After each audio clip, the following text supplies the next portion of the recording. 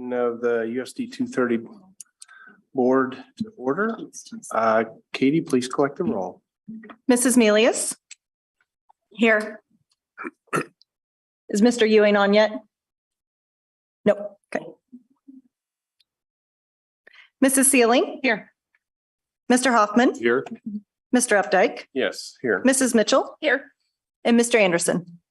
Here on Zoom. Thank you. Very good. Thank you. Moving to approval of the agenda. So move. Keith Ewing is on there. Oh, I don't see him, but So move. it's moved and seconded to approve the agenda. Any questions or discussion? Katie, please collect the vote. Mr. Ewing? Yes. Mrs. Sealing? Yes. Mr. Hoffman? Yes. Mr. Updike? Yes. Mrs. Mitchell? Yes. Mr. Anderson? Yes. And Mrs. Milius? Yes. Approved. Very good. Please rise and join me in the Pledge of Allegiance. To the flag of the United States of America and to the republic for which it stands, one nation, under God, indivisible, with liberty and justice for all.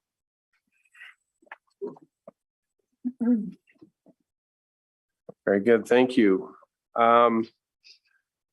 Moving on to public participation. Katie? There were no cards presented? All right, moving to the consent agenda, which consists of approval of the consent agenda, approval of the minutes from previous stated meeting, clerk's report, treasurer's report, payroll and claims, personnel, content filter, and acceptable use policy. Discussion, questions about the consent agenda? The only question, the only question I had was on content keeper policies. On what? I'm sorry. Content filter, I guess is what it says, but Uh-huh. I'm gonna let Bill answer that. Yeah, go ahead. so I haven't seen this. I don't remember seeing this before in this format. So is this the first? It's just a new format. It's the same thing we did last year with the iBoss. That was just reporting what categories we block and what we allow. Okay, And so this was just, we were transitioning from the iBoss to the content keeper. okay, And so it was an opportunity that we kind of started from scratch with our layout. So gotcha. I actually think it's easier maybe to look at then. Thank you. I hope so. I- The red bothers me a little bit, but that Does it? was Nick's design, but. No, I think that's fine. And I'm glad to see that a lot of the social media things are definitely blocked and Yeah, and those always have been. It just the way this company breaks it down is a little different. I mean, on their or MacBooks anyway. Right. Okay, thank you. Yep. Any other questions or discussion on the consent agenda?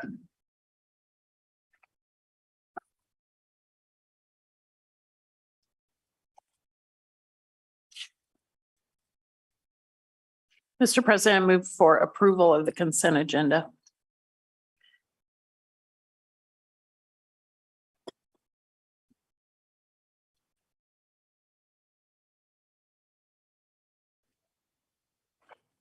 It's been moved for approval of the consent Second. agenda.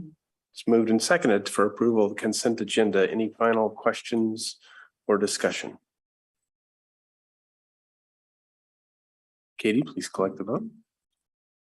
Mrs. Sealing? Yes, Mr. Hoffman? Yes. Mr. Updike? Yes. Mrs. Mitchell? Yes. Mr. Anderson?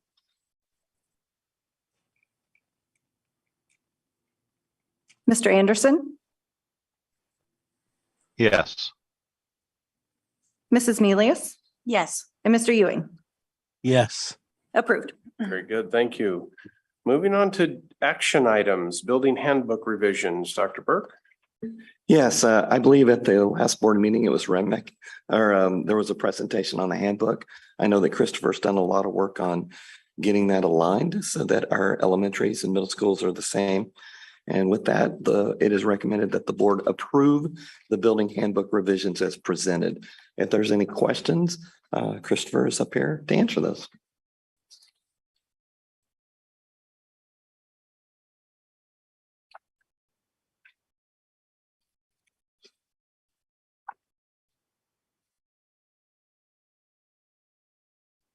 I like the alignment, showing the alignment that you presented, so.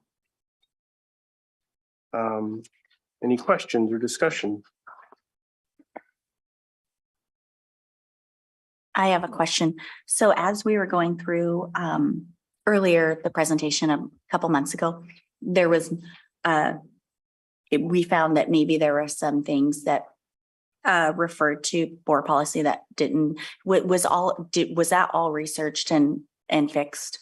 Yes, I went through all of the entries in all of the handbooks and found any that had board policies associated with them.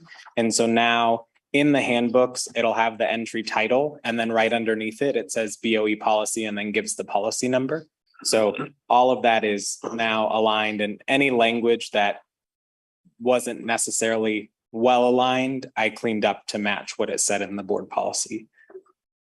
Awesome. So then also and I want to make sure I understand, are all of our middle schools adopting this one handbook? And all of our elementaries are adopting this one handbook. So there'll be this whole alignment there's not going to be a chance for them to revise it to fit their needs. Nope. So we previously had the same handbook for all of the elementary schools. The middle schools had separate handbooks. So I worked with Rod in particular on combining those handbooks together. And then Forest Spring will adopt the same handbook when it opens next year. And I've also worked with the principals on putting together a process that will start in late winter, early spring to review the handbooks and decide on any revisions that are necessary. So we start this process a lot earlier and then maintain that alignment so people aren't, like you said, kind of making adjustments in their buildings. We have those conversations as a collective. Awesome. Dr. Thank you. Villarreal, there are obviously some unique parts, maps and things like that.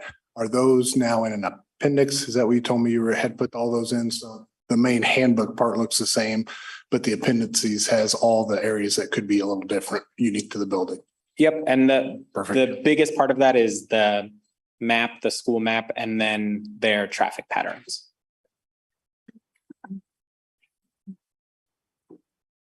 The only comment I have is that I really want you to know that I do appreciate all the work that has gone in. I think the handbook looks very cleaned up.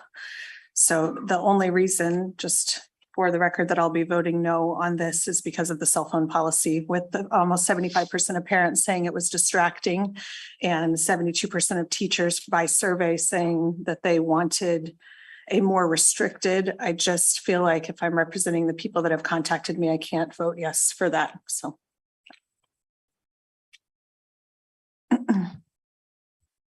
Okay, any further discussion or comment? I probably should have added my reason. I should have added reasons. Sorry. Mental health is my primary reason. So I just want that on the record. Mr. President, I recommend that the board approve the building handbook revisions as presented.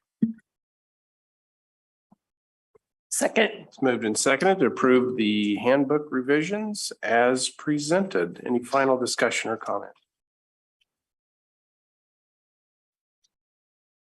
Katie, please collect the vote.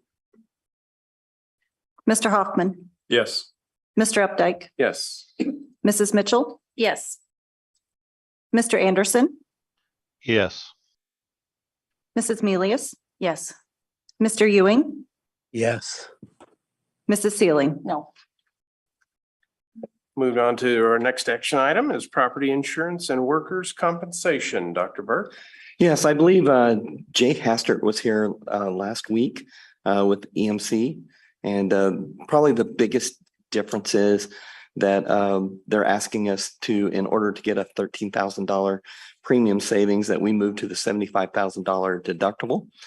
We have kind of fought that in the past, but given over our last 10 years, we've not had to go to $50,000 deductible. So we feel like that savings year in, year out will build up enough that if we ever have to use the higher deductible, that will be good. So it's recommended that the board approve the renewal of the property and workman's comp insurance as presented.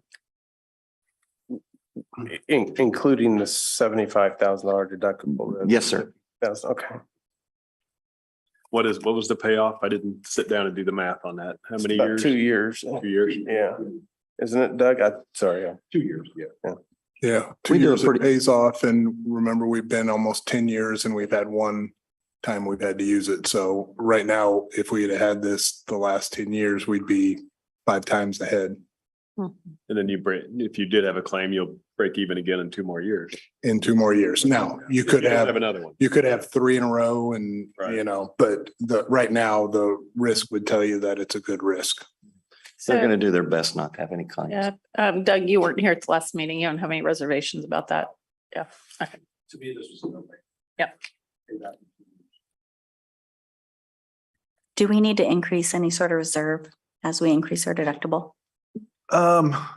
Not necessarily. Our capital outlay, we'll have close to 3.5 million at the end of the year. So we've got pretty good healthy balance to pull from if need be.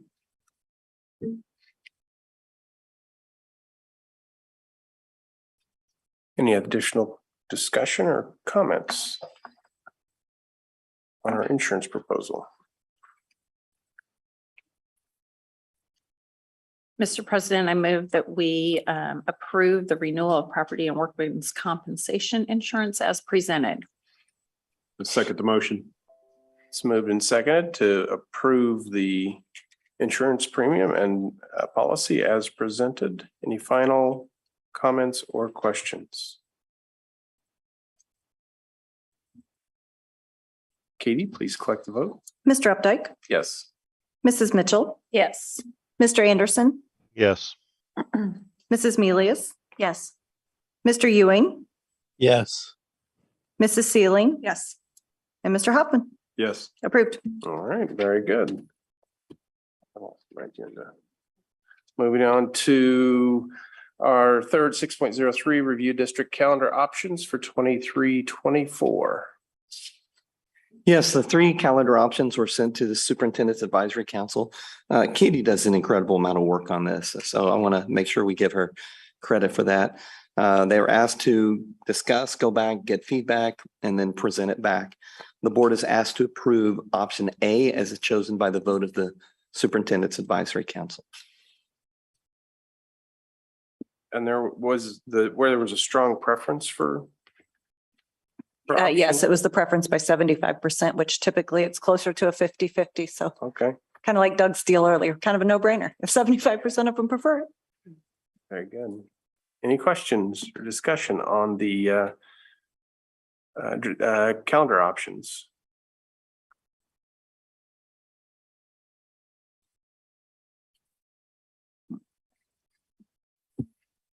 Mr. President, I move we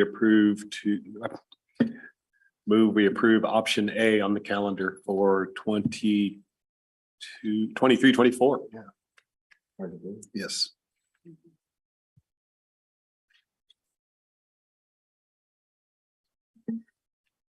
Second. It's moved and seconded to approve option A for the 23-24 district calendar. Any final discussion or question? Katie, please collect the vote. Mrs. Mitchell, Yes. Mr. Anderson, Yes. Mrs. Milius, Yes. Mr. Ewing, Yes. Mrs. Sealing, Yes. Mr. Hoffman, Yes. and Mr. Updike. Yes, Approved. very good. Moving on to our board meeting schedule change. Dr. Burke? Yeah, I believe that we went through this a couple meetings ago and I probably verified it again. I think we're good to go.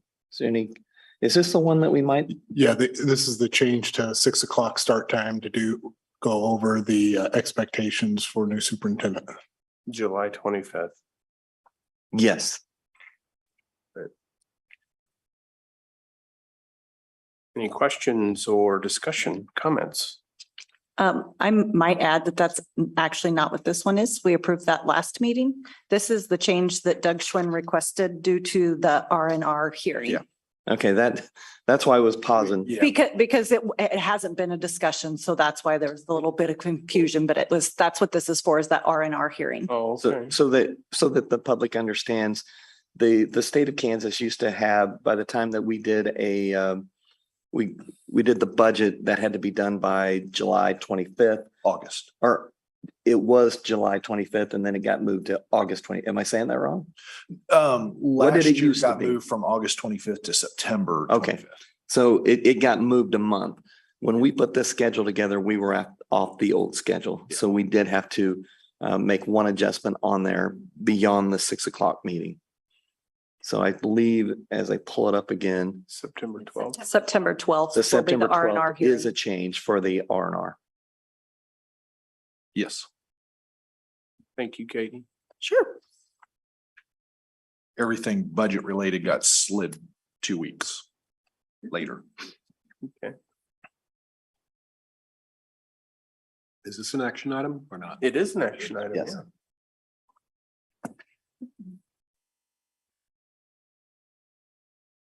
I don't think there's really any reason not to approve it because I we don't have to do either. it. So, Mr. President, I move that the board approve the board meeting schedule as presented with the new date and time for the revenue neutral rate hearing.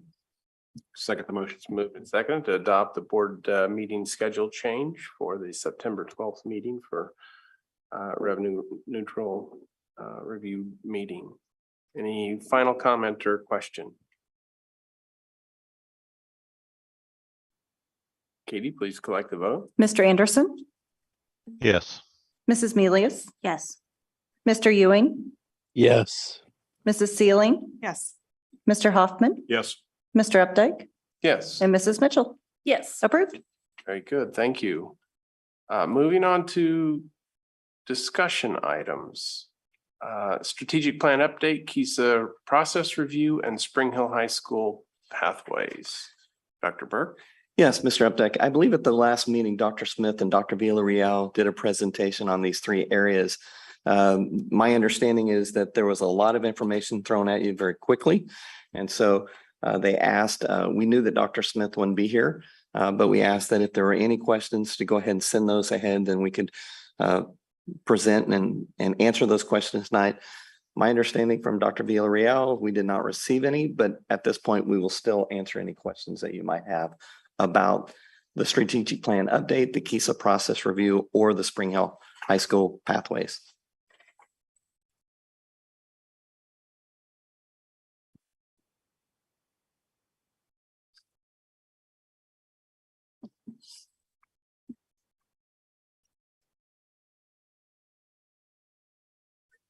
Questions or comments?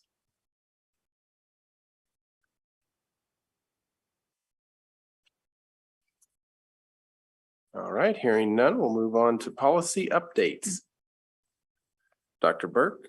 You know, I could just feel the excitement throughout the room when you hear this. I'm bringing you the mouse. Phil Elliott's bringing me the mouse. So the good news is there were something like 27 changes. But with talking with Greg Goheen, we were able to drop that down to 15. Those of you who have experienced this with me in the past, what I would like to do is I'll go through pretty fast. If there's an area, some of this is just very semantical. If there's an area that we need to stop and discuss more, certainly just holler out and we'll do that. So we'll start out with DC. This is the annual operating budget.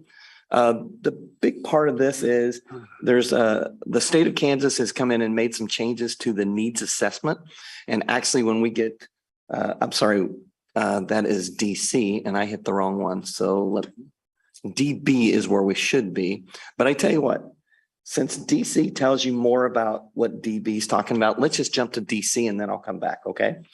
So the annual operating budget, the state of Kansas has basically had a requirement that we do a needs assessment. This has been on the books for years and years and years. But in the last few years, the legislature has come in and said they want more specifics on what is in the needs assessment. And so anything that is in red, So it talks about improving student academic performances as in board policy, DB, and state law, and then taking consideration for requirements for budgeting. But the big part is if you jump down here, talking about hearings and reviews, it talks about the minutes of the meeting, minutes of the meeting at which the board approves the annual budget shall state a needs assessment was provided to the board in accordance to board policy DB and state law. And so probably more than anything, what DC is telling you is what's going to be necessary for DB. And so Mr. Wilson has been working on getting that needs assessment, and he is pretty much finished with that. He will turn that over to Dr. Robinson. And then before we do the annual budget, you will get the needs assessment. And then with the needs assessment, then you'll be able to look at your budgetary needs. Does that make sense? That's very, very quick. So Dr. Burke, we did a building needs assessment off of the old law earlier this year. We can probably use some of that data that's been shared with variety of people actually have access to that data. The new law is going to require some review of state assessment and answering the 3 questions. And I think Dr. Smith is going to work with Doug for that. So you will hear quite a bit about the needs assessment probably in August, September. You'll hear more about that. Okay.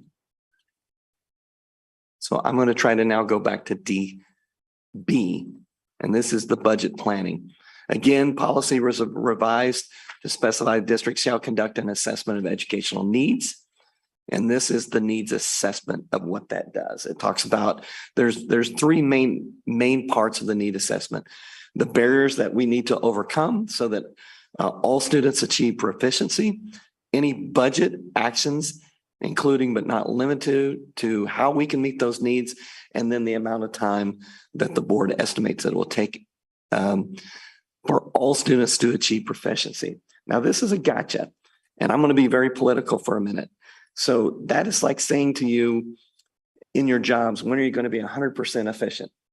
And we need to know exactly now. You may not know who your employees are.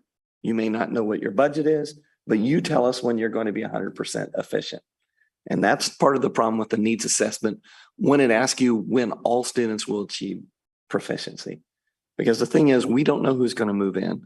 We don't know what kind of education they had before they came here. We don't know what kind of trauma they're dealing with. Our current kids could be dealing with a number of areas, breakup with a girlfriend, boyfriend, parents divorcing, getting cut from a team, not being the head, lead in the play, whatever, lots of those things. So I am going to point out that is a gotcha. And our answer to that will probably be something along the lines that when we understand everybody that's coming to us and we are fully funded by the state as by state statute and federal statute, we can probably give a better answer. So legislator does a good job of saying we're getting more money than we've ever gotten before. What they're not doing is doing a good job of saying we've never met the amount of money that the budgeting says that we should get, and we've never met the amount of money through state or federal statute on special ed funding. Is that true to say, Doug? Okay, I'll quit being political for a minute. So that is part of the budget planning for the needs assessment. Any questions? And I'll jump on. Yeah, I've got a question. Okay. What's the consequences if you throw a date out and you don't meet it? What's the consequences? We don't know, because this has been on the books for a long time, but what's not been is asking for specifics. And so we don't know what will happen is if we give a date and we can't meet that date. So it's kind of an or else, but we don't know what the or else is.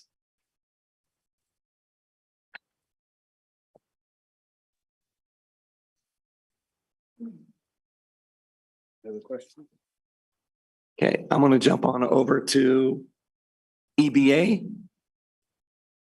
This is our building and grounds. It's kind of a weird name, Buildings and Grounds Management and Insurance Program.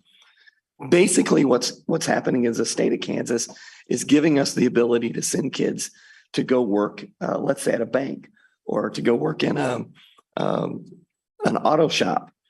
A lot of those places in the past have said, we don't want kids to work there under a certain age of 18, because if they get hurt, then our insurance won't cover them. What this is saying is, in the future, if you do decide to allow kids to go work and get that credit, that you can buy insurance to cover that. To be honest, we probably could have bought insurance anyway, but this will protect us if we go in that direction.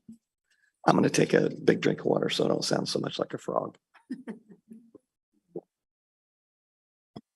Does that make sense? That's more about career to technical ed, so that we can get kids out into the job sites. Again, some of the job sites want to work with us, but their insurance carriers are telling us no. So that gives us some options. It kind of just removes the barrier to Yes. kids getting out into businesses. So, Being able to work off-site, right? Yeah. I'm going to go to ED. Basically, a lot of the student transportation management, anything that you hear, the state is wanting us to remove the word buses, and it talks about this district will provide transportation as required by law.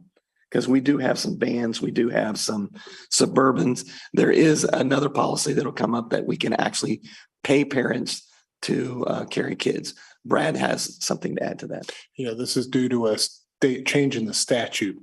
It doesn't, not technically a change to our district, because the old statute said that essentially students had to be transported in buses, except for in Sedgwick, Johnson, Wyandotte, maybe in Shawnee counties.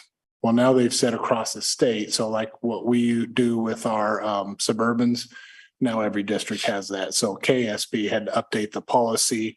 We probably should have had ours updated all along, because we don't have to use buses, and we actually never have had to. Okay. Well, how particular are they going to be on this term bus? I just saw a lot of. You can use the word bus, but what they're wanting you to do is use the term vehicles. Lots of places now have Suburbans and other types of transportation that you can use besides a bus. Yeah, they're just more requirements for buses as far as their safety protocols, the type of license you have to drive them. Those have been relaxed now. So on other vehicles, and there are companies actually that, somewhat like an Uber, will transfer high needs kids for school districts. It's not Uber, but they'll do the transit like a taxi is really what it is. Those have always been allowed in Johnson County. Now they're allowed across the state. I'm going to jump to EDAA. It's pretty much the same thing. Use of buses and other school vehicles shall conform to state law. I believe that's pretty much, it does say that if there's issues, we have a bus provider manager. We do that. Not every district does that. And it just says that in conjunction with them, that we'll work with that person. The other thing is, it used to say director of buildings and grounds. We have a director of facilities. So we kind of cleaned up some of our own verbiage in there from the past. Any questions? Or I'm going to keep moving. Okay. IDAE, this is student privacy policy. This comes back to the surveys that we can give out to students. To be honest, the big part, that the real big change, I believe, gets down to about page 5. And page 5, it talks about no non-academic test, questionnaire, survey, or examination containing any questions about a student's parents or guardians of personnel, and private attitudes, values, and the student or parents, guardians, associates, friends, that can be administered during the school day without parent permission. There are some caveats on that.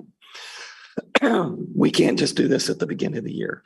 So if we're going to do it, any kind of non-academic survey, we have to give if it's not within 4 months, then we have to remind the parents and give it out again. We have to get written consent or electronic consent. I'm sorry.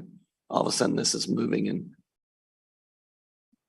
let's try this again.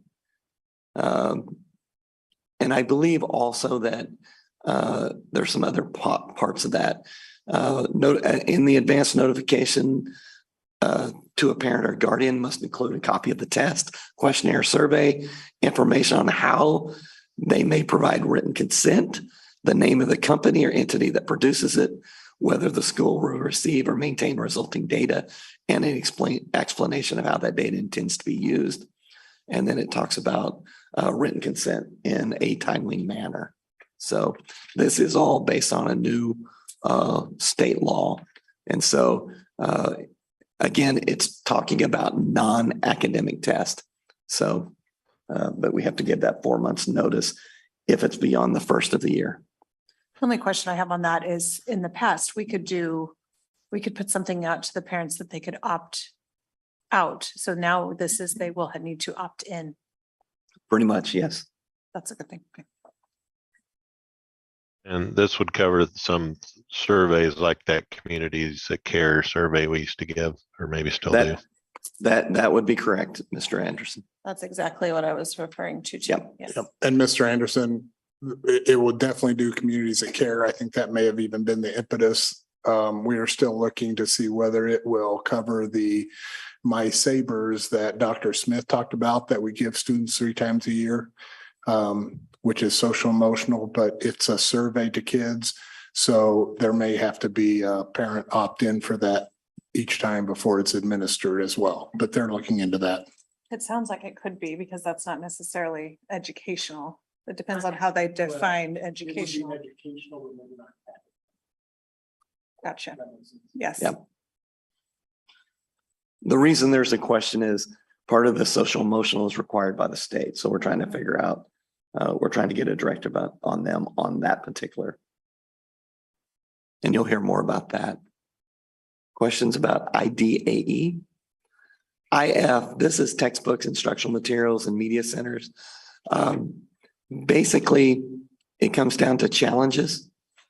And we're changing it a little bit. There's not much difference on a challenge. It still comes a student, parent, or legal guardian of a student currently enrolled in the district. It will originally should go to the teacher, then the principal. After that, it'll go to the assistant principal, or I'm sorry, the assistant superintendent. If it can't be conferred by then there is a committee. The board had a committee in the past. Greg Goheen said that you should change that committee and that it shouldn't be a board committee. If it's a board committee, then that means everything that committee does has to be completely open record. Yeah, I think you meant the superintendent's committee. I'm sorry, superintendent's committee. So, but Greg just said that instead of being a board committee, it should be the superintendent's committee. That would go to the review committee, then it would go to the superintendent, and then it go to the board. So it'll still eventually come to the board if there's a question on a question about textbook, or not textbooks, I'm sorry, a book that's in the library. And the final decision would still rest with the school board If it's challenged. if it's challenged. So can you tell me the advantage of having a superintendent committee compared to a board committee, other than it wouldn't be a public meeting? I would say that if Greg was here, he could probably give you a much better bit, but your chances of getting somebody that's going to be on that committee is a lot less than if you, let me try to say this the right way. If you have an open committee or if the board says it, that means it has to be open in the public. And when I say open in the public, any discussions, anything that they have has to be while they're discussing it. If you open that up and you have people in the crowd starting yelling at him and complaining to him, then I don't know how pure and authentic that you will get from the people on the committee. You also are asking for some community members to be on that. And a student. And so if you go back to some of our board meetings where we have people yelling at the board, think about that, where you're putting a student in that, you're putting some parents in that. Now, the results of that committee will still be made public. It will be given to the parent. They will come to the superintendent. If if they still don't agree with the superintendent, what he decides, they can still come to the board. So.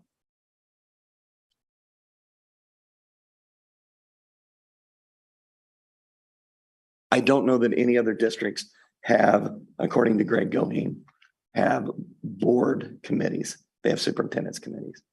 So that's something that he brought up.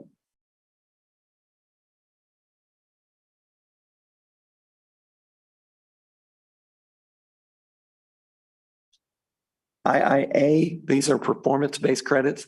This goes back to that career and technical ed. We can now work with, let's say that a student is working at a car repair place. They may be able to work with them to get credit. It'll be elective credit, but we can get credit for them through that. Whereas they would not have to go through and be a certified teacher. We can have a teacher on record here and work with them to be able to get that credit.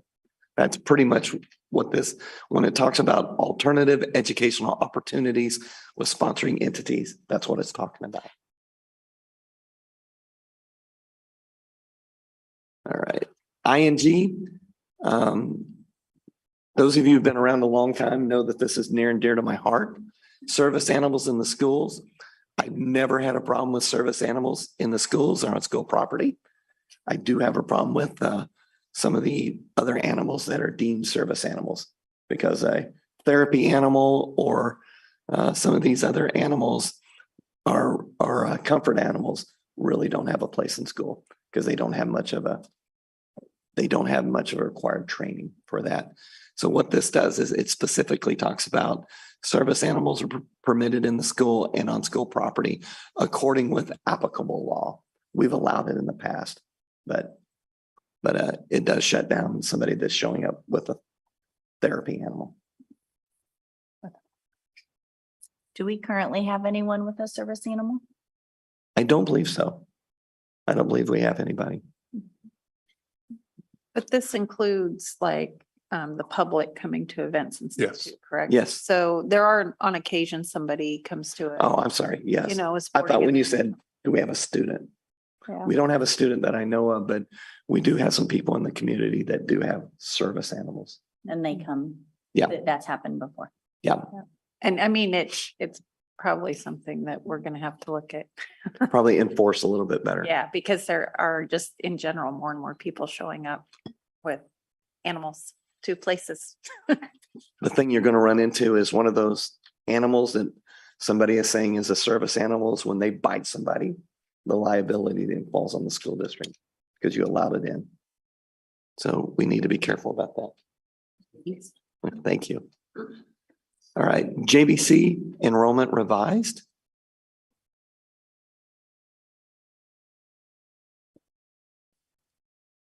Oh, the big part of this is part-time enrollment. Our school district has allowed part-time enrollment for people who live in the district for a long time. So if you live in the district and you only want to take one class, we've allowed that. So matter of fact, we have quite a few people that take just band or take just computers or things like that.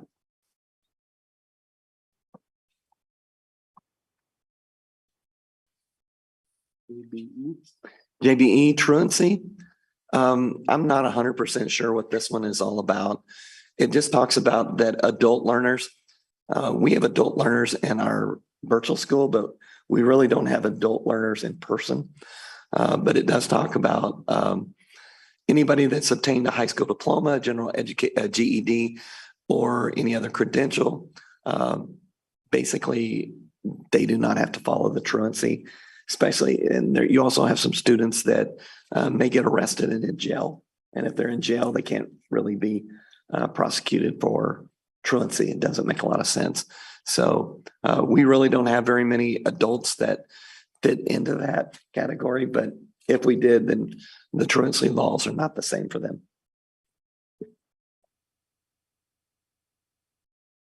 JCAC, these are interrogations. Interrogation investigations. The big thing here, it just says, it used to say meet periodically. It says we'll meet annually. We're very fortunate We have a great relationship with Johnson County Sheriff's Department and Spring Hill PD. We meet with them a lot more than annually. It also says that we will make sure we report any potential criminal acts of school or school activities. We do that anyway. So not really anything big here. The only other thing that might catch your eye, it does talk about DCF, that we don't, parents should not be notified by school officials when their child's taken into custody by DCF and or law enforcement as a result of allegations of abuse or neglect.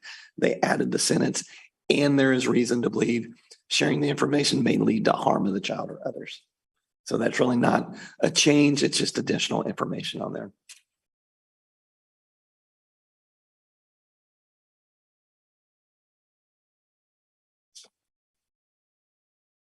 I'm sorry, it's painful. I know my voice is horrible. Health screenings, there was a change. There's quite a bit of different requirements on the health screenings. These are basically vision screenings.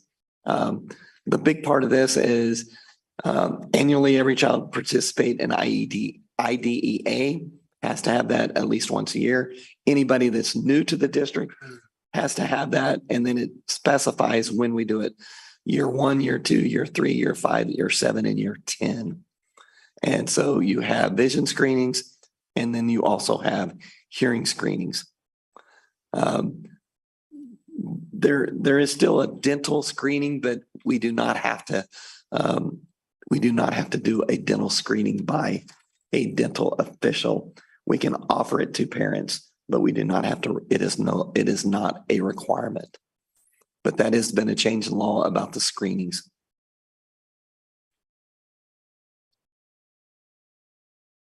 JGG, transportation. Again, this talks about what transportation is, the bus company versus vehicles, that sort of thing. And then the last but not least, and I get to shut up for a little bit, KBA district or school website. The big thing on this, it specifically is telling you what has to be on the district website. So the district budget, the proposal of the budget. I'm sorry, this is bouncing on me again. Operator area, the board's policy for part-time enrollment, a copy of the non-academic test that was just part of the policy, and then practices of other aspects. We used to have on there that websites and social media accounts may be modified or terminated anytime. We had to take that out because now it's a requirement by law that we have to keep that on there. You can still change it, but you have to have board approval, and you can't just eliminate it. Questions and comments?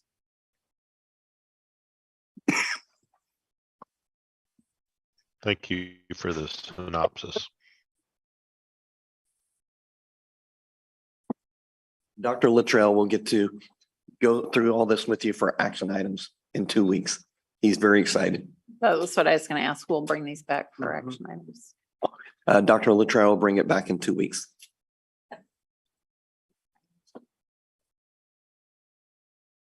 All right, thank you. Moving on to revenue neutral rate. Dr. Burke. We're going to turn this over to Doug Swin. Yeah, this is just kind of a courtesy reminder. We actually discussed it not too long ago tonight. The rules have changed. There's a new step in the budgeting process, the revenue neutral rate. It's virtually impossible for us to remain revenue neutral as a growing district. So we will have to go through the process required to first notify the county of our intent to potentially increase the mill levy from a neutral rate, and then we'll have the hearing later in September. Since we have to notify the county clerk's office by July 20th, I will bring this back as an action item at our first meeting in July. You might recall last year when we did this, I believe I proposed a 2 mil increase that we were looking at, but I told you I really don't think I'm going to increase it 2. I'm going to hopefully keep it flat or even declining. Well, we decline. And so that's the hope this year too, that we'll probably say it's going to go up 2, maybe 3 or 4 mils to protect ourselves. But that doesn't mean that's our intent. So anyhow, I just want to give you a heads up that this is coming, just like it did last year. We'll jump through all the hoops, and I will have a number to give you, even though the budget software still isn't available by KSD. I'll try to, by then we were told the software should be out here shortly, and I should have it long enough to get a reasonable idea of what the mill levy is going to do and really fill you in and kind of hone in on where we're at. So just a heads up for this meeting.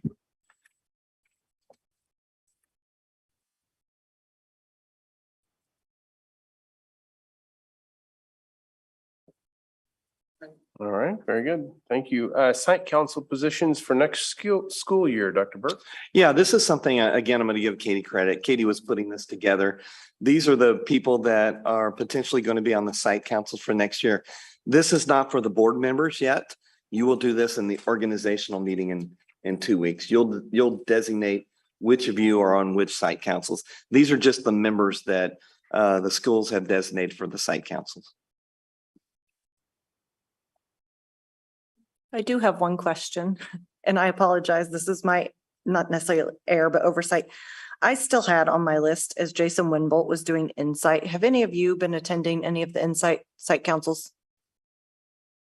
So I took that over. Okay, And I think I listened to half of one, but that's the only one that I think they've had. so you have Insight and Dayton Creek, is that correct? Yep. And then I'm on Okay. Timber Sages.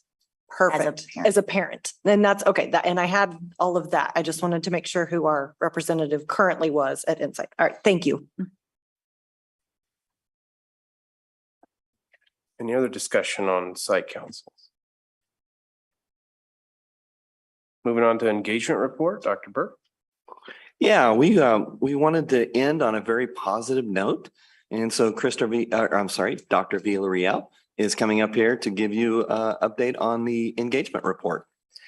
So like Dr. Burke said, we wanted to give you some good news, some positive information. And this year we have had a couple of opportunities to really expand our engagement with our community. So I'm going to talk to you today about our new volunteer program that started earlier this fall, and then also about some of the great gains that the Education Foundation has made this year. So starting off with the volunteer program, this was the first year of our formal volunteer program in the district. So it is a process that now requires parents and family members and community members that would like to volunteer to go through a registration. And that does include a background check. And I love this next number. We've had 1,185 parents, community members register as volunteers in the district.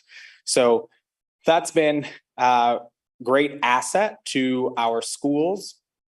Some quick numbers for you. We've had volunteers in 8 of our 9 school buildings. We haven't integrated the volunteer program into the high school yet. We're still working on what that could look like, but we have volunteers in all of our other buildings. The volunteer program was active for 32 weeks this school year, and our volunteers logged a total of 3,456 hours. So that is an average of 13 and a half hours per week per building.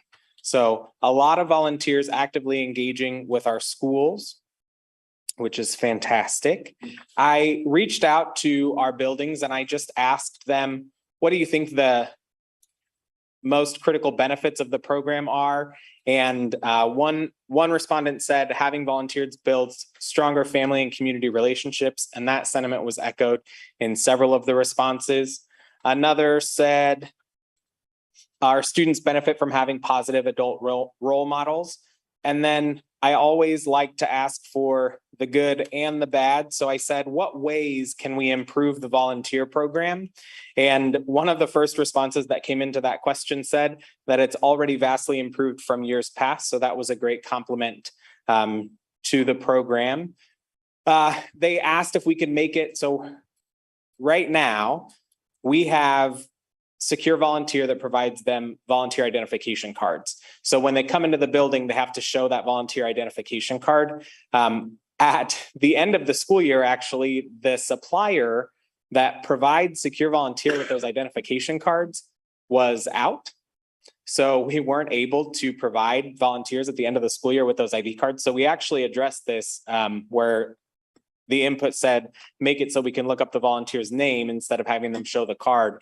And on the back end of things, we do keep a spreadsheet with all of the volunteers and their active status. And so we've shared that with front office secretaries. So now they can check that spreadsheet instead of asking for that card every time. Perhaps better advertisement of the program. When we send out enrollment information for next year, we're also going to include information on how to register as a volunteer so that parents can just go ahead and do that now. Their registration is good for 3 years. So if they get it done, then they don't have to worry about it down the line when volunteer opportunities come up. And then the last suggestion for improvement was having a volunteer sticker similar to the visitor sticker so that when we have these adults walking around our buildings, we know who they are. And so we've already got that designed, ordered, and ready to go out to the building. So we're going to make those improvements next year and probably some others as we continue to increase volunteer opportunities in our schools. Any questions about the volunteer program? You mentioned that when you send out enrollment information, the volunteer information goes as well. What about folks that may want to volunteer that no longer have kids in the district, or how would they find out about being volunteers? That is a great question, and we'll explore some options for that. I know we don't have, I worked with Sharon actually on a volunteer opportunity at the high school for business leaders in our community, but the parents or community members who don't have children in the schools, that's an audience that we can connect with for sure. I'll find a way. I know at Dr. Burke's retirement, 2, 3, 4 weeks ago, a few weeks ago, I talked to several folks that said, I have a lot of time on my hands, and I've always been engaged and involved in school district activities, but I'm not, I'd like to do more. And so that triggered that. I wonder if putting some kind of a link to a form in that Learning Leader magazine or something would maybe be a good idea, just to get out to everybody in the district. I mean, you might still have people outside the district that might catch some people. It's hard to get in touch with some of the people in the community, Yes. So, yeah. Yeah, that's a great idea. I'll look into that more. I guess I have 2 thoughts. One, I became a volunteer, which was very exciting, but I've not utilized it yet. But during one of the site council meetings at one of the elementaries, I'd had that same thought. I will say this was the timing was really hard for some parents in knowing that this was required, but the not having it for parties and things like that. So I know that there was a little squishiness. And so my question was, now that it is something that's required, are we opening up to the community? And the elementary site council said, no, they're not. This is really just for parents. It's not for grandparents. Allie, I think you were at that meeting as well. It's not for anyone. And which I expressed my concern for that if we have stricter requirements to be a volunteer, that this needs to be a community thing. There are so many opportunities we're missing with people that have the time and the passion to be in our schools. So I love that you are saying that is an option and that we are opening those doors. I think that will just need to be a point of clarification with the principals, because it actually is a rule that for field trip chaperones, which are volunteers, they do have to be parents or legal guardians. So I think that may be where that misconception came from, but our volunteer program is open to anybody in the district community. Yeah, there was definitely confusion. It was that they weren't allowed in the building. They were very clear that no community, unless they were directly a parent, allowed in the buildings. So I think it just needs some clarification. Yep. And as Nicole referenced, this was the first year of the program, and especially in those first couple months, there was a lot of, I think you said squishiness. So there was a lot of squishiness. There was a lot of couple confusion. months. I think that there were some schools that thought even just to come in for the party, you had to be a volunteer, but then other schools thought as only if you were actually actively volunteering, like running a game, then you had to vote. So I think it just needs clarification. Yeah, that was going to be my second point. I think that we just need to really define when you need to utilize your visitor, you can be a visitor, and when you need to be a volunteer or a registered volunteer, because I think that was really hard for parents to understand the difference and when and all of that. So especially as it being new. So I appreciate the buildings being flexible because not everyone was able to get all of that and still get to be there for their kids at different times. So Yeah. I think outlining that a little better would be, or even at each event, like to be to do this, you must be a registered volunteer, or is that what's, yeah, and then just a visitor. We have I'm trying to remember, it was either around Halloween party time or Valentine's Day party time. We met with elementary principals and put together that list of expectations. So our building principals have that information, and I can pass that along to Katie to share with you all. It's something that I will revisit with principals at the beginning of the year, especially because right now we don't have a lot of standing volunteer opportunities. There are things that pop up here and there. And one of the things I've been talking to principals about is creating more of those standing volunteer opportunities, similar to the Watchdogs program that we have at the elementary school. So that a parent or community member that does want to volunteer, we would have an opportunity available to them. Because right now it's only when we ask for volunteers that we are using them. So to have volunteer opportunities available for those that ask us to engage is something that we're going to work on next year as well. I think it must have been after the Halloween party because there was a lot of confusion. Fair. And I mean, in fairness, to give everybody some grace, nobody had been allowed in the buildings because of COVID and all of that. So they were all suddenly coming back to the building for the Halloween parties and then felt like we were putting up roadblocks, and that wasn't the purpose. So. No, definitely not. But like I shared at the beginning, we've had over 1,000 parents or community members in some cases complete the volunteer process. So I'm excited for next year and the growth of that program. Yeah. Anyone listening, I think they should. It was a very easy process to become a volunteer. I did that too, and I didn't think it was difficult. I don't know. And I think even Dr. Burke had said at one point, how would we ever discourage anybody from having an additional background check? I mean, we want to protect the kids as much as possible. Yeah, I was just gonna say, this is kind of seems to me like maybe kind of a growing pains kind of thing as we get bigger and you don't know as many people. It gives that extra layer of safety for the kids for sure. So that's a good thing. When I was working on the handbooks, I was surprised to see that we do have a policy for volunteers in the buildings, and it does say in that policy that we can require background checks for our volunteers. And I was like, hey, look at us being ahead of the times. There was one other thing I was going to mention about, for volunteers, just so you all know, our background check criteria is available on the website on the volunteer page. So if someone has something that would come up on their background check and they're concerned and thinking, well, I'm not going to be able to be a volunteer, so I don't want to submit for this background check because of X, Y, or Z, they can go to that criteria and see exactly what would exclude them from being a volunteer in the district. And we actually, this year, out of all of our registrants, we only had one parent that was excluded from being a volunteer, who was just shy of a statute of limitations. And so she ended up being able to register as a volunteer like a month later. So she's still able to engage in the school community.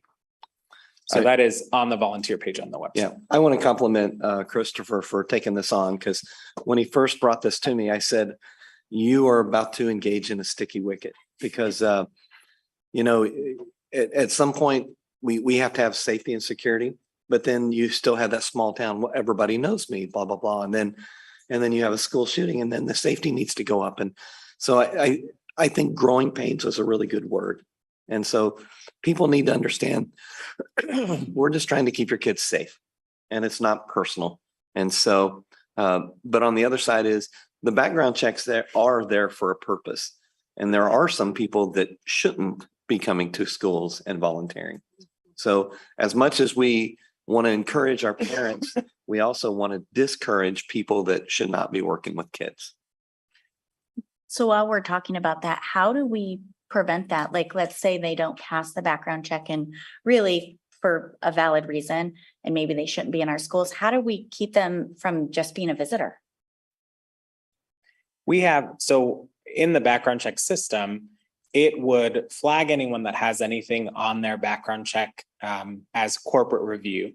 And so at that time, it was typically myself, the assistant superintendent, and the director of HR that would review them and compare that to what we put out on the website to determine whether or not they should be approved as a volunteer. So that's how we know those people that are flagged. As far as keeping them from being visitors in the school building, that's something that we haven't worked through yet. So I can take some time to ask principals about that and see. That's more of a sticky wicket than you think. Yeah. Because if they are a parent of a child that's in the building, they can still visit their child, but that's different than volunteering. So you have parent-teacher conferences of a parent that may be flagged. You can't tell them that they can't come to parent-teacher conferences, but you can tell them that they can't come and be a volunteer at a party. So again, remember, we're just trying to do what's safest for all of our kids. So when he brought that up and I just remember smiling and saying, okay, good luck to you. And I think Dr. Villarreal heard what I said, but until he got in the middle of it, he didn't fully understand it. But he has done an exceptional job, and I do give a compliment to him for taking this on because it was desperately needed. So thank you. All right, we'll move on then to talking about the Education Foundation. So Just one Oh, yeah, more sorry. comment, Christopher. Overall, this is a fantastic success. Almost 1,200 volunteers, 3,500 hours, averaging 13 and a half hours per school. That's an amazing step forward. And everyone involved should feel really good about that. Are we going to stub our toe? Sure we are. But if we're not out trying these new things and doing these new things, we don't get the growth, we don't get the development that we want. And so I wouldn't say these are problems. These are just opportunities for improvement. That's all. And they should be viewed very positively because this is an amazing accomplishment that's been put together especially in a first year. It's pretty amazing. So anyway, wanted to give a higher level view. So. Perfect. Thank you. So talking about the Education Foundation, in the scope of my department, I do oversee the foundation, and our foundation has had some awesome growth this year. One of the things that we changed this year from years past was we changed from asking for corporate event sponsors to asking for corporate sponsors of the foundation as a whole. So previously, the foundation has two events that they use as fundraisers, the State of the District Breakfast and the annual golf tournament. And before, we would ask our corporate sponsors to sponsor one or both of those events. And this year, we put together sponsorship packages and asked them at the beginning of the school year to support the foundation through one of those sponsorship packages. So the package costs are there on the screen. And through those packages, we brought in just over $36,000 in corporate sponsorships. And we increased our number of corporate sponsors by over 20 businesses. So that was a huge difference from years past with corporate sponsorships and what that looks like. We also changed our employee contribution option. So in the past, we had a program called Denim Days where teachers would contribute $20 to the foundation and they would be allowed to wear jeans to work on specified foundation support days throughout the school year. I worked with Doug's department, Sarah Gehring and payroll in particular, on changing that and instead giving our employees the opportunity to give whatever they can, however they can. So what that means is they now have the opportunity to provide a one-time donation by cash or check, a one-time donation through payroll deduction off of their October paycheck, or a monthly payroll deduction. And last year, our employee contribution was just under $2,000. And this year it's $7,319 by giving them that opportunity. And there was no set amount this time. But when you say, oh, the donation is $20, that's different than when I say, well, I can give $5 a month for 9 months. And in that way, they're giving more than double what they would have given with that one-time donation. So they have that. We've been working on finding some opportunities for the foundation to give back to those employees that contributed. So we brought them donuts at the beginning of the year when we were doing our contribution campaign. Every employee that contributed got a t-shirt that this year, that was the design on the t-shirt, the state of Kansas, that says "You matter." So they all got that t-shirt. They do still get to wear jeans on that foundation support day once a month. And at the end of the school year during the recognition reception, we did some prize giveaways to the employees that had contributed to the foundation. So that was a major growth for us this year. And then where does all that money go? We have 2 programs that support our teachers in our schools, the Teacher Excellence Grant Program. And this year we had 5 Teacher Excellence Grant winners that received $9,982 in grant funds from the foundation. And then our Building Excellence Grant is asking for a program that would support an entire building. And so this year, our Building Excellence Grant went to Spring Hill High School to support implementation of Project Lead the Way for next year. And that was $8,512.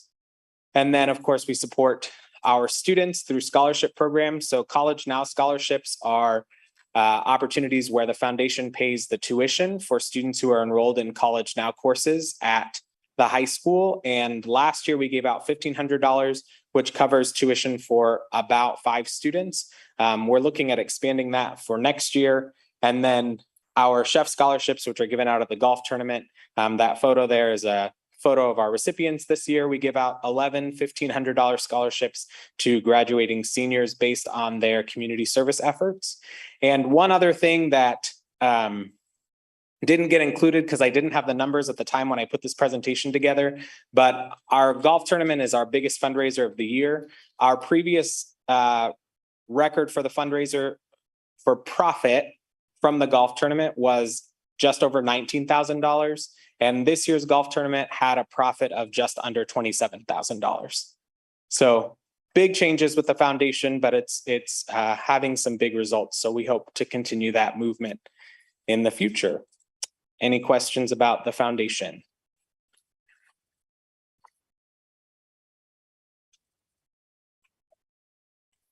Lots of good news and good work. Yes. And a quick plug. If you don't know what Amazon Smile is, it's just a program where you put in a charitable foundation and a portion of the money that you spend on Amazon goes to that organization. And we do have that for the foundation. And I know I personally contribute way too much money to the Amazon Smile Foundation, but there's information on the Chef website about how to set that up so you can contribute to the foundation through your Amazon purchases. So that information is out there if you want an easy way to give. Great work, really great work. I'm just kind of curious as if you sleep at all. With the 2-year-old, not so much.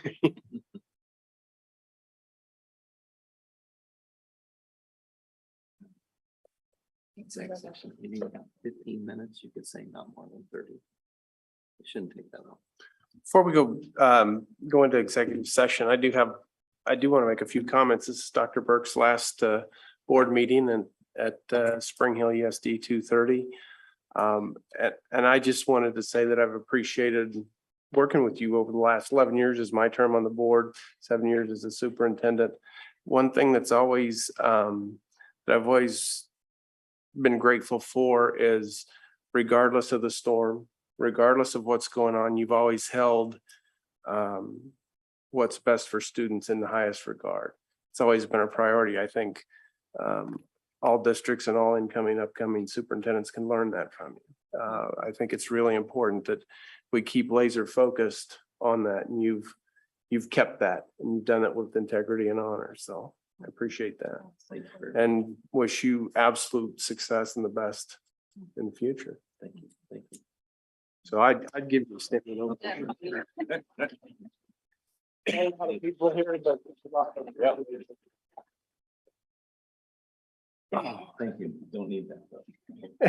It's also Brad Wilson's final board meeting here in USD 230. He'll be moving on. And I think you two made a tremendous team. You worked together. I think there was a synergy there that 1 + 1 was 85. I think it was good for that. I've always appreciated your unique insight, focus on data, focus on process, and a unique insight and creativity in your ideas. So I appreciate that and absolutely wish you the best in the future. So. Yeah. Thank you. Well said. Yes. All right. We gotta give him. So bittersweet, right?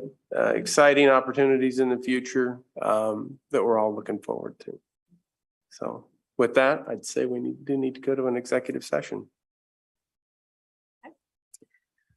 Mr. President, I move we recess to executive session for matters relating to security under coma. Executive session to begin at 8:15 and to reconvene in this place no later than, how long did you say? 8:45. 8:45, no later than 8:45. You need to include. Oh, people to be included are the superintendent of schools, assistant superintendent, I'd like to have Phil, director of technology, and let's invite Dr. Luttrell. superintendent-elect Dr. Luttrell, and does Deputy Peshek? No? No. No, okay.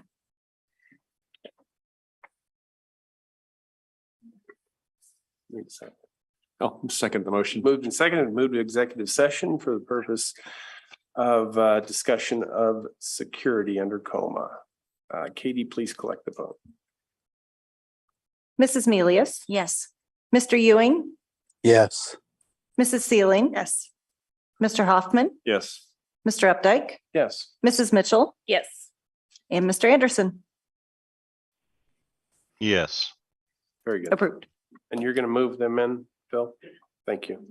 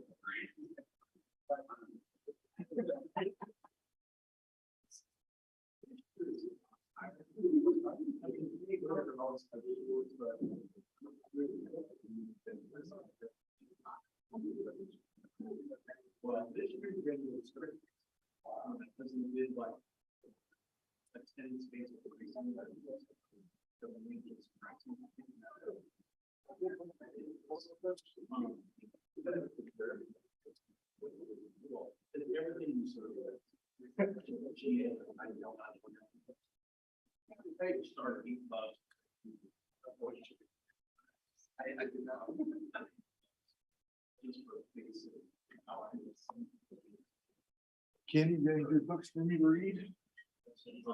For a while. Come back.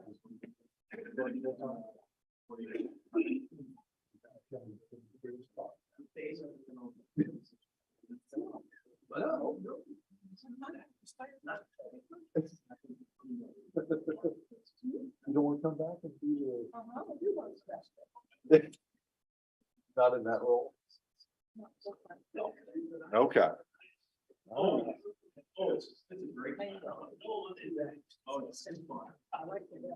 Right.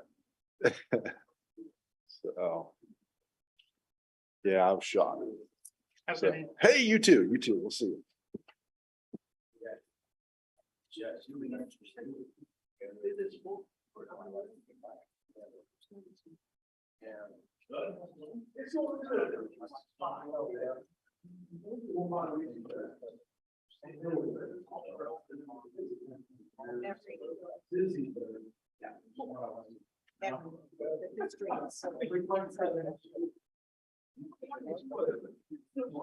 It's been a long way.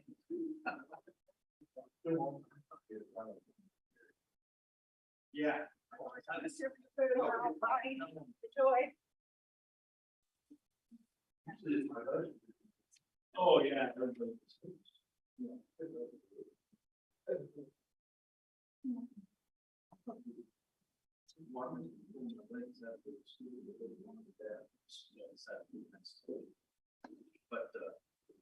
he's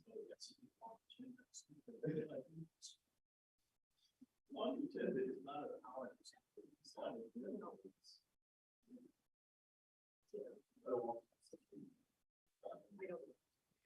I'll tell you. That's not.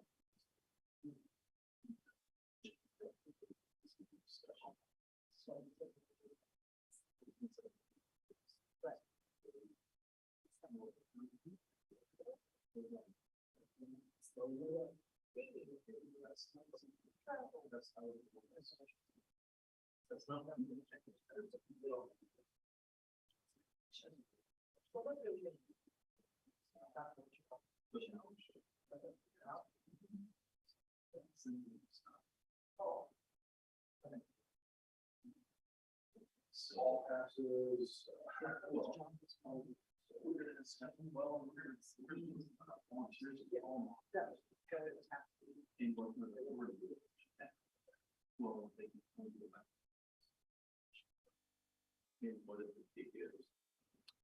Then we, because the kids are walking home. Because that's.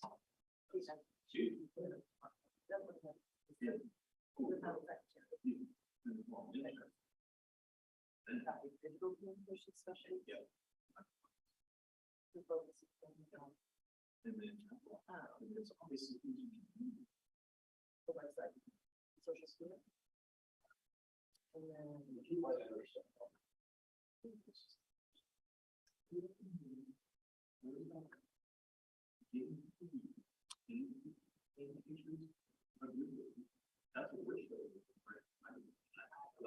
She does.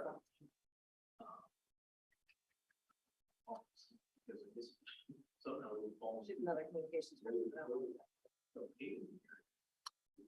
Which they kind of heard us. We always try to be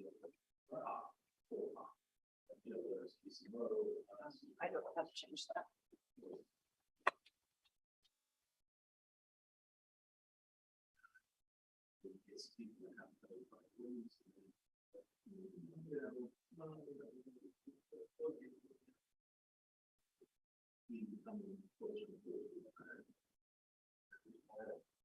That's kind of like, I'm not going to do them giving me more money.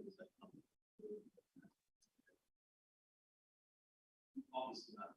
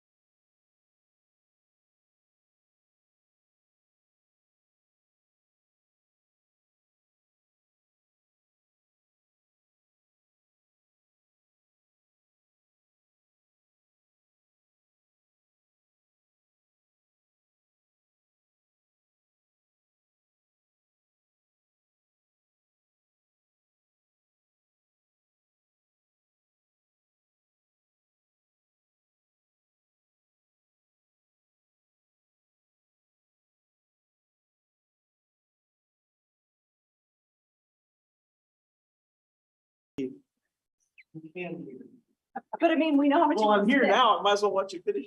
All right. Watch how fast it happens.